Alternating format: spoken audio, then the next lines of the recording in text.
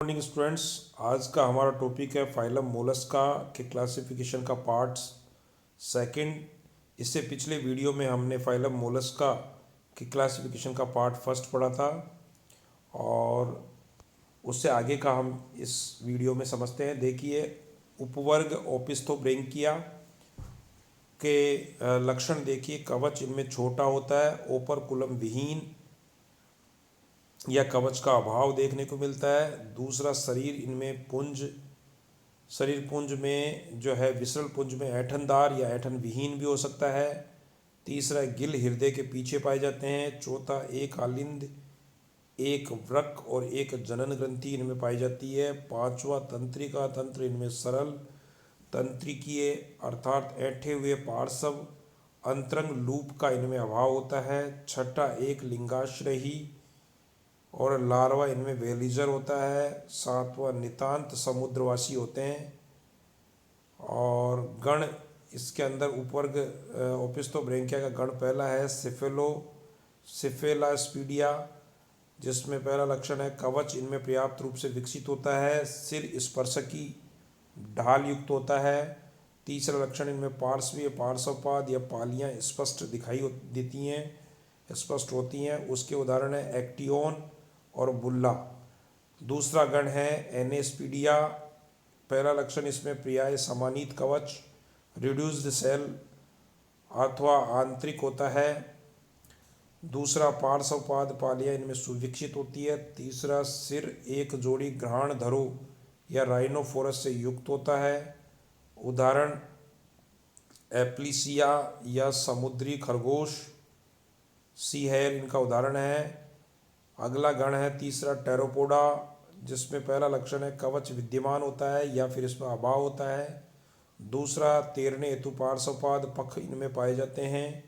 तीसरा, प्रावार गुहिका या मेंटल कैविटी विद्यमान या इसका अभाव होता है। चौथा, सिर पर एक जोड़ी ग्रहणधर पाए जाते हैं। इसका उदाहरण है केवोलाइना और क्लियोन और कोरोला। चौथा देखिए, गण में सैकोग्लोसा के अंदर पहला, कवच विद्यमान या अभाव होता है। दूसरा, चूसक प्रकार की ग्रसनी इनमें पाई जाती है। तीसरा, शुक्राणु वाहिनी इनमें बंद होती है। उदाहरण है ऑक्सिनोई और इलाइसिया। और पांचवा देखिए एकोक्लिड एशिया, जिसमें पहला, सूक्ष्म से कुछ बड़ा परिमाण होता है, कवच व गिल दोनों का अभाव होता है। दूसरा, अंतरंग पुंज पाद से पृथक एवं सूकों से आवृत होता है। तीसरा, आवास मोटे रेत में इसमें पाया जाता है, मोटे रेत में इनका आवास होता है। उदाहरण है इसके एकोक्लीडियम और यूनेला। उसके बाद में गण 6 में देखिए नोटेस्पीडिया। पहला लक्षण, कवच बाह्य एवं समानीत होता है या आंतरिक होता है। दूसरा, प्रावार या मेंटल विद्यमान होता है परंतु प्रावार गुहिका का इनमें अभाव होता है। तीसरा है दाहिनी और द्विकंकती जलेक्षिका ऑस्ट्रेडियम पाई जाती है इनमें। उदाहरण है प्लूरोब्रैंकस। गण 7 में है न्यूडीब्रैंकिया। इसके लक्षण देखिए, कवच, गिल, प्रावार गुहिका एवं जलेक्षिका ऑस्ट्रेडियम का इनमें अभाव होता है। दूसरा, पृष्ठ सतह पर विविध अभिवृद्धियां इनमें देखने को मिलती है। इसके उदाहरण है डोरिस, जिसको सामान्य कॉमन नेम में जो है समुद्री नींबू या सी लेमन कहा जाता है, इयोलिस। और अगला गण है 8वां, पिरेमिडलेसिया। इसके लक्षण देखिए, पहला, कवच प्रतीकात्मक सर्पिल रूप से कुंडलित होता है। दूसरा, एक प्राच्छद परंतु गिल और रेडुला का इनमें अभाव होता है। शुंड इनमें लंबी पाई जाती है। तीसरा लक्षण है अर्ध परोपजीवी होते हैं। इसका उदाहरण है पिरेमिडेला। अगला गण है 9वां, फिलिनोग्लोसेमिया। इसके लक्षण देखिए, छोटे एवं नग्न घोंगे पाए जाते हैं। गिल और शीर्ष उपांगों का इनमें अभाव होता है। दूसरा, अंतरंग पुंज केवल एक खांच द्वारा पाद से या फूट से पृथक होती है। उदाहरण फिलिनोग्लोसा सेफा। अगला गण है 10वां, रोडोपेसिया। पहला लक्षण है कृमि रूपी घोंगे, बाह्य उपांगों का इनमें अभाव होता है। दूसरा, गूदा शरीर के दाहिने भाग में पाया जाता है। उदाहरण है रोडोप, केवल एक वंश पाया जाता है। अगला गण है 11, ओंकी डिएसिया। पहला है स्लग तुल्य कवचहीन और श्वसन कोश विद्यमान होता है। दूसरा गुदा पश्चिम भाग में पाया जाता है। इसके उदाहरण ओंकिडियम और ओंकिडेला। दूसरा जो अगला गण है गण 12वां पैरासाइटा। इसमें पहला होलोथुरियन जंतु में अंतः परजीवी पाए जाते हैं। दूसरा पूर्ण कवच युक्त होता है और इसके उदाहरण एंटोकोंचा, थायोनिकोला ईटीसी। अगला उपवर्ग है तीसरा जिसको पल्मोनेटा कहते हैं।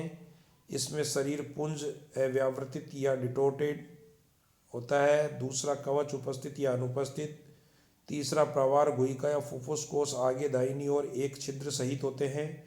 चौथा उभयलिंगी, अधिकांश स्वच्छ जलीय एवं स्थलीय और कुछ ही समुद्रवासी प्राणियों में पाया जाता है। गण फर्स्ट है बेसोमेटोफोरा। पहला एक जोड़ी अंतर्वलन विहीन स्पर्शक होते हैं। दूसरा नेत्र स्पर्श के आधारों पर स्थित होते हैं। तीसरा नर व मादा जनन छिद्र पर्याय पृथक होते हैं। उदाहरण साइफनेरिया, लिमनिया और प्लेनोर्बिस। अगला गण है स्टाइलोमेटोफोरा जिसमें दो जोड़ी अंतर्वलनीय स्पर्शक पाए जाते हैं। दूसरी जोड़ी स्पर्शकों के सिरों पर नेत्र पाए जाते हैं। पर्याय नर व मादा जनन छिद्र दोनों एक साथ जुड़े हुए होते हैं। इसके उदाहरण पोर्चुला, हेलिक्स या स्थली घोंगा भी कहते हैं। इसको लैंड स्नेल भी कहते हैं। हेलिक्स को लाइमेक्स या स्लग कहलाते हैं। अगला वर्ग है जो कि 5वां वर्ग है पेलेसिपोडा। इसका एक नाम बाइवेल्विया है और इसका एक नाम लेमेलिब्रेंकिया भी है। पेलेसिपोडा, बाइवेल्विया या लेमेलिब्रेंकिया, इसका ग्रीक भाषा में पेलेकस हेडचेट यानी फरसा जो है और पोडोज यानी पाद यानी फरसे नुमा पाद पाए जाते हैं इनमें। पहला लक्षण देखिए, शरीर एक द्विकुपाटी कवच में बंद और पार्श्वीय रूप से संपीड़ित होता है। दूसरा सिर स्पर्शकों, नेत्रों, जबड़ों, रेडुला का इनमें अभाव होता है। तीसरा है पाद यानी फूट पर्याय फरसे के समान और प्रवार पालियों के बीच में बढ़ा हुआ पाया जाता है। चौथा लक्षण, अधिकतर ये निस्पंदन भोजी यानी फिल्टर फीडिंग होते हैं, फिल्टर फीडर होते हैं। पांचवा, सामान्यतः एक लिंगाश्रयी लार्वा इनमें वेलिजर या ग्लोकीडियम होता है। छठा, अधिकतर समुद्रवासी होते हैं, कुछ थोड़े से एलवणी जल में रहने वाले भी होते हैं। इसमें पहला गण है प्रोटोब्रेंकिया। इसके लक्षण देखिए, गिल तंतु इनमें फोल्डेड या वलित नहीं होते हैं। दूसरा, मुख पेशियां शुंडकों या प्रोबोसाइड्स के आधार पर स्थापित होती हैं। तीसरी, आमाशय में शुक कोष उपस्थित होता है। उदाहरण न्यूकुला, न्यूकुलाइना और योल्डिया और मलेटिया। फिर है गण दूसरा है फिलीब्रेंकिया। इसमें पहला है गिल तंतु प्रतिवलित यानी रिफ्लेक्सेड परंतु अपूर्ण रूप से संगलित होते हैं। दूसरा, आमाशय में काइटिनी जठर ढाल विकसित होती है। तीसरा, शूक कोश में क्रिस्टलीय शूक इनमें उपस्थित होते हैं। उदाहरण ऑस्ट्रिया माइटिलस या सीपी स्पोंडिलस या भोज्य ऑयस्टर, पैक्टन या स्केलोप। अगला गण है यूलेमिलीब्रेंकिया जिसमें गिल तंतु प्रतिवलित एवं उत्तक आवरणों की रचना हेतु पूर्ण रूप से संगलित या फ्यूज्ड होते हैं। गिल भोजन संग्रह करने का भी कार्य करते हैं इसमें और शूकोश इनमें छोटा होता है। इसका उदाहरण टेरिडो या इसको शिप वर्म भी कहते हैं, जलियान कृमि, एंसिस या इसको उस्त्रासीपी या रेजर क्लेम कहते हैं। इसके अलावा यूनियो होता है, एनोडोंटा और लेमिलिडेंस भी होता है। गण चौथा जिसमें सेप्टिक ब्रेंकिया कहलाता है, इसमें गिलों का अभाव होता है। दूसरा, आमाशय काइटिन द्वारा आश्रित एवं शुकोश समानीत या रिड्यूस्ड होता है। और तीसरा, ये समुद्रवासी होते हैं। उदाहरण है पोरोमिया, कस्पिडेरिया इत्यादि।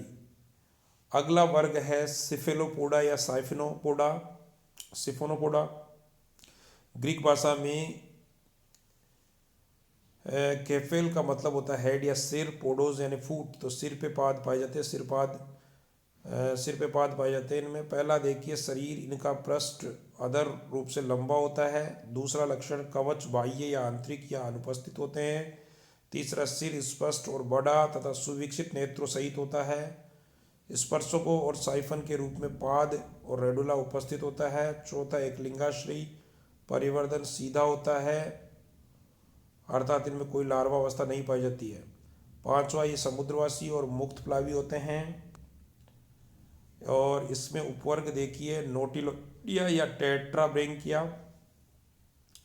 पहला लक्षण देखिए कुंडलित या सीधा कवच होता है जो कि बाह्य होता है। जटिल सीवनों सुचूर का इनमें अभाव होता है। दूसरा, अनेक चूसकीन स्पर्शकों वाली आधुनिक जातियां पाई जाती हैं। तीसरा, गिल और वृकक दो दो जोड़ी इनमें पाए जाते हैं। उसका उदाहरण नोटिलस।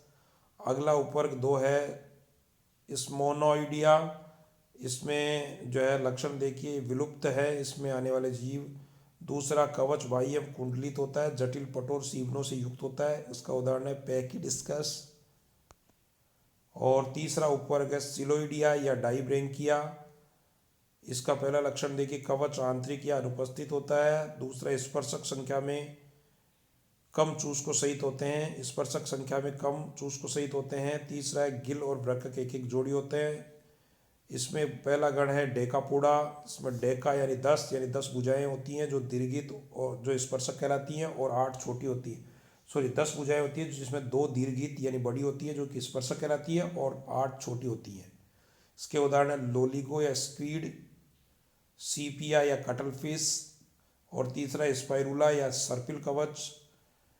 और दूसरा गण है ऑक्टोपोडा। इसमें पहला लक्षण है शरीर ग्लोबाकार, ग्लोब के आकार का है, मीन पंखों से विहीन होता है, और इनमें 8 समान भुजाएं पाई जाती हैं। उदाहरण है ऑक्टोपस, ऑर्गोनोटा इत्यादि। Thank you.